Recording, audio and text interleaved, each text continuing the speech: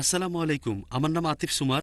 আমি ছাত্র। আমার প্রশ্ন হলো, মূর্তি পূজা করার সময় হিন্দু বিশেষজ্ঞরা বলেন তারা সর্বশক্তিমান ঈশ্বরের উপাসনা করছেন, তবে এই মূর্তি হলো মনোযোগের জন্য। ইসলাম ধর্ম অনুযায়ী এটার কি অনুমতি আছে?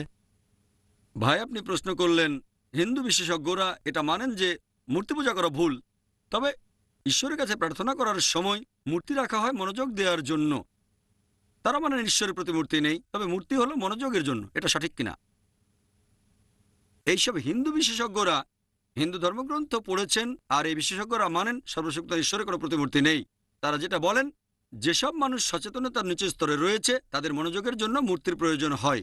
যখন সচেতনতার উঁচু স্তরে চলে যাবেন তখন মূর্তির প্রয়োজন হয় না।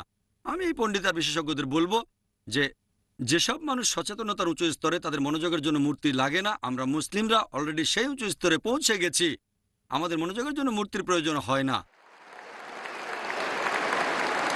এছাড়া এক পণ্ডিত আমাকে বলেছিলেন, আমাদের শিশুদের সাথে কথা বলার সময় তাদেরকে সহজভাবে বোঝাতে হয়। যদি আপনার ছেলে জিজ্ঞেস করে বিদ্যুৎ কেন চমকায়, আপনি বলবেন যে ঠাকুরমা ওখানে চাক্কি পিষছে।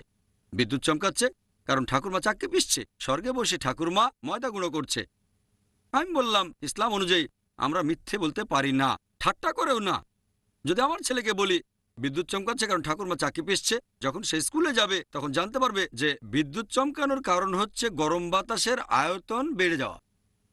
তখন সে এরকম ভাববে আমার বাবা মিথ্যেবাদী। আমাদের বুঝতে হবে যে আমরা সত্যি কথা বলবো।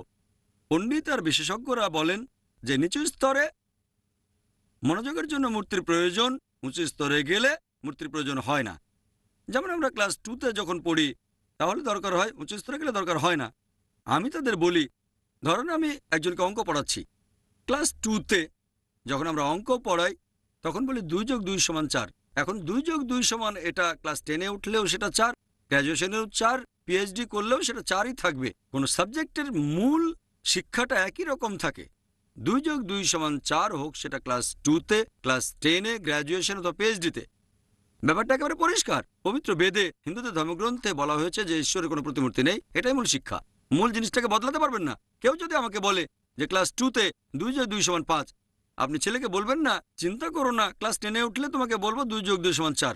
আমি এখনই শুধরে দেব। তাই এটা সব হিন্দু বিশেষজ্ঞদের দায়িত্ব যে সাধারণ হিন্দুদের বলবেন হিন্দু ধর্মগ্রন্থ অনুযায়ী সর্বশক্ত ঈশ্বরের কোনো প্রতিমূর্তি নেই। এটাই মূল শিক্ষা। তাহলে একেবারে প্রাথমিক স্তরে বিশেষজ্ঞদের জানানো উচিত যে মূর্তি পূজা করা ভুল। আশা করি উত্তরটা পেয়েছেন।